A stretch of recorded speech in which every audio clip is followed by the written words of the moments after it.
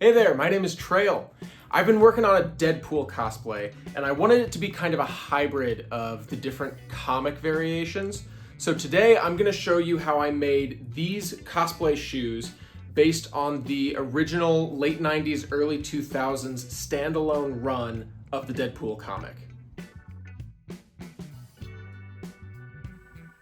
This is the shoe I'm going to be using as my base.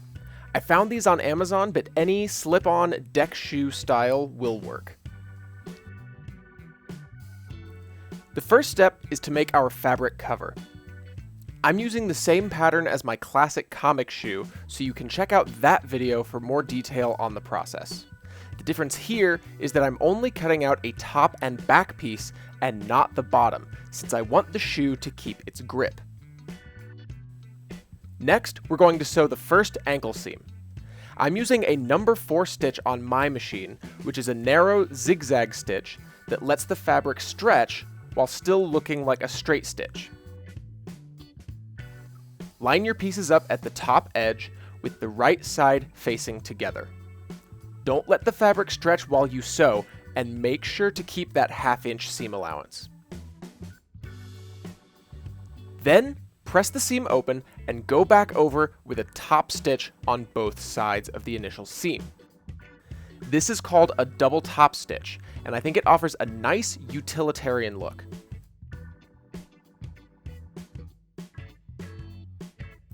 Then you can trim your excess fabric to avoid a bulky seam. Once that first seam is done, fold and hem the top edge of the fabric cover.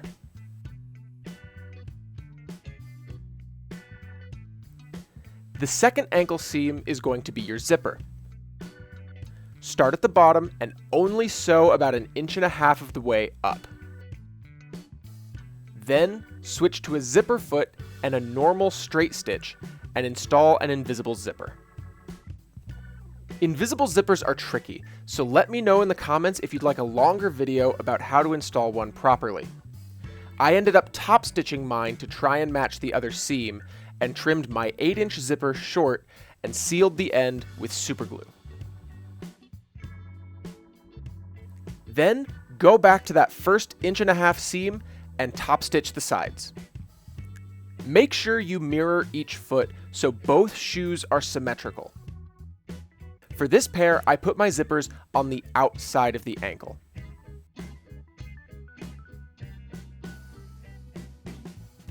Now it's time to glue the cover to the shoe.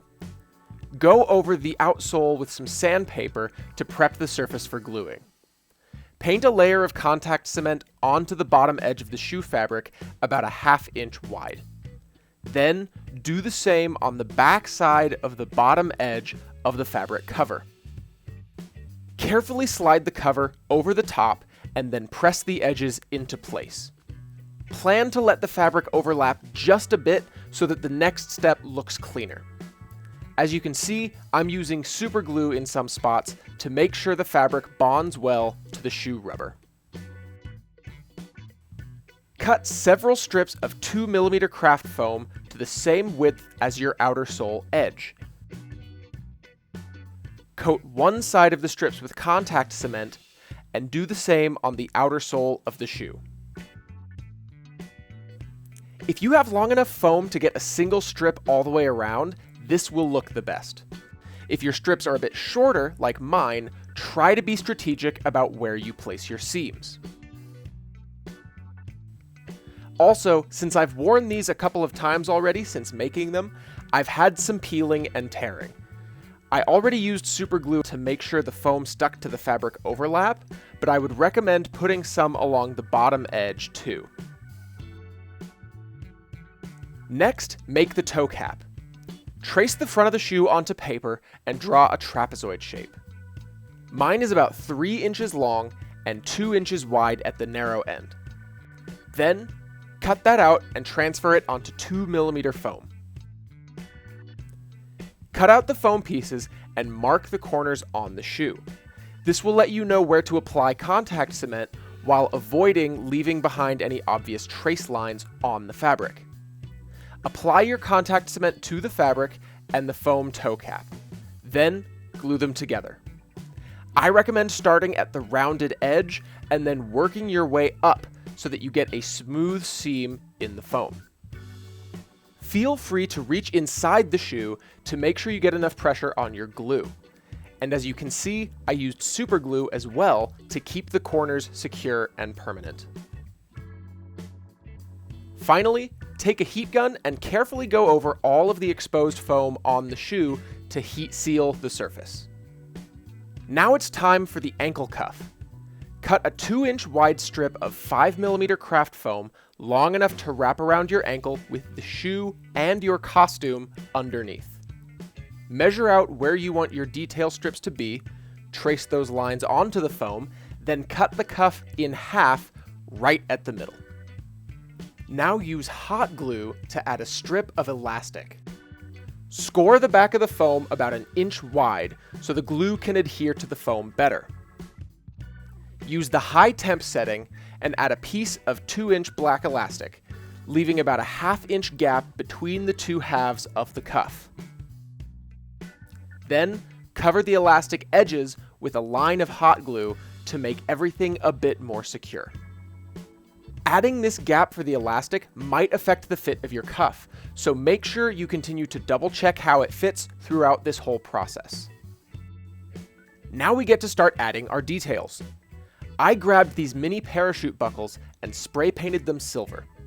I wanted them to be functional, but they could be strictly a detail piece if you follow my other shoe tutorial. Next, cut your detail strips out of 2mm foam at a width that allows them to fit through the buckles. Test the alignment to get the buckles to line up with the other end of the cuff, and feed the strips through and glue them in place. You can add an extra dab of super glue to the buckle itself if you want them extra secure. Just a heads up, this buckle process is a bit of a hassle, so be patient and rest your fingers. But once you're done, you'll have a functional, opening buckle closure. Now it's time to seal all of the foam parts, but because of the way the shoe had to go together, we need to tape things off. Be careful here and make sure all of your tape is sticking properly. Mask off the buckles and elastic on the cuffs, and cover all of the fabric on the shoes. You can use plastic bags or newspaper to avoid having to waste a lot of tape. To seal the foam, use Plastidip spray. Start with light, even coats, and take your time so they can dry in between.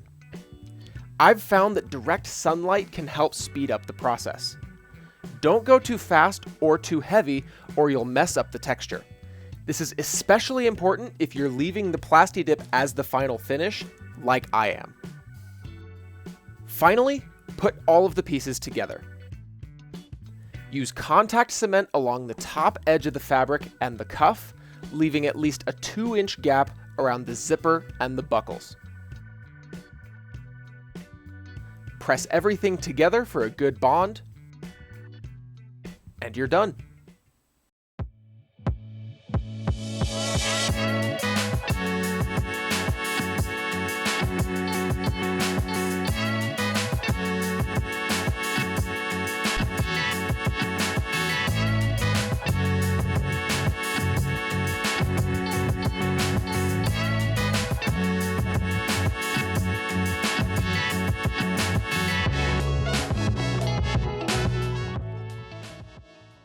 Right, and there we go.